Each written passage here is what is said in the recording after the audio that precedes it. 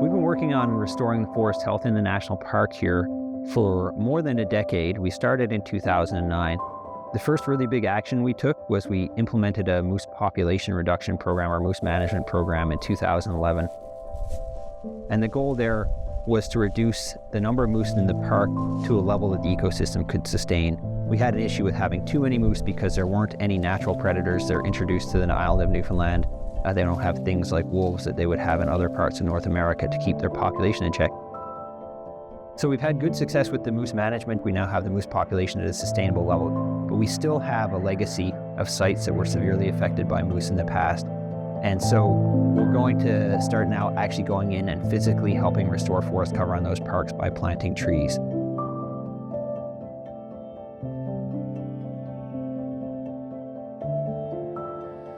The current initiative has a goal of planting 1 million trees over the next few years. We are really trying to do this in a way that we call climate-smart forest restoration. So we're not just thinking about the current climate and the past climate, we're selecting that species mix and the seed source of the trees. We're thinking about the future climate that those sites are going to experience as those trees grow.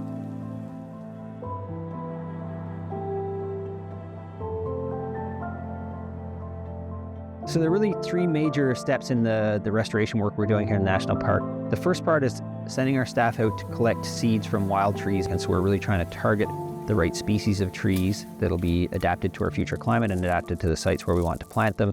And we're supplying some of those to a provincial tree nursery to grow trees for us, and we're also growing some other trees here at our own nursery that we've established here, some of the smaller numbers of the specialized trees like hardwoods.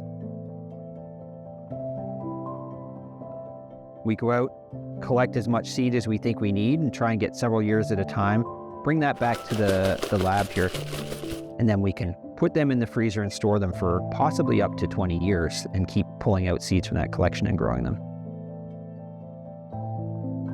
The next step in forest restoration is actually taking those seeds back out of storage, germinating them and growing seedlings. And that's what's happening in this greenhouse here behind us. You can see there's lots of seedlings around here. Now we've started about 15,000 seedlings at this greenhouse this year.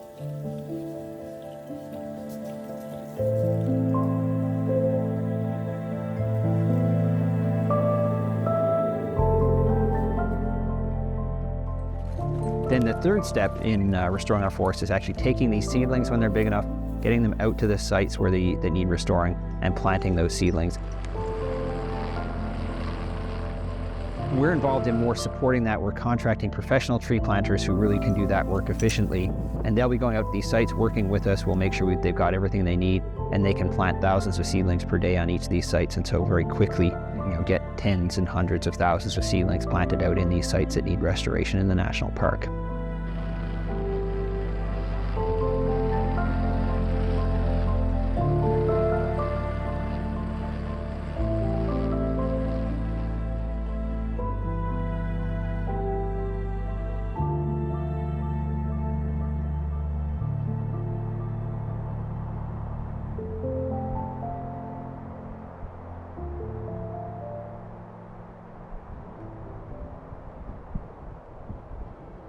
Trees are a really important sink of carbon on the planet, and so we're talking in this project in Gros Morne about planting close to 1 million trees, or maybe more than 1 million trees over the life of the project.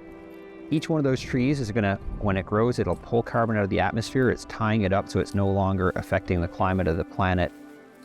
And then even when those trees die, or when needles fall off those trees, they go down in the forest floor and they go into the soil, and they often become tied up as organic matter in the soil. So you can picture that black peaty layer on top of the soil. And in fact, there can be more carbon in the soil than in the trees in a forest. So by planting these trees and getting forest cover back on these sites that have been affected by past moose overbrowsing in the park, we can expect then to create a large sink of carbon from the atmosphere. And then over the course of the lifetime of these trees, which may be a century or more, certainly it'll be many decades, those trees will continue to pull carbon out of the atmosphere, and they'll also help new trees grow back on that site. And so hopefully these sites that are being replanted now will continue for many, many years and decades to be a sink of carbon from the atmosphere.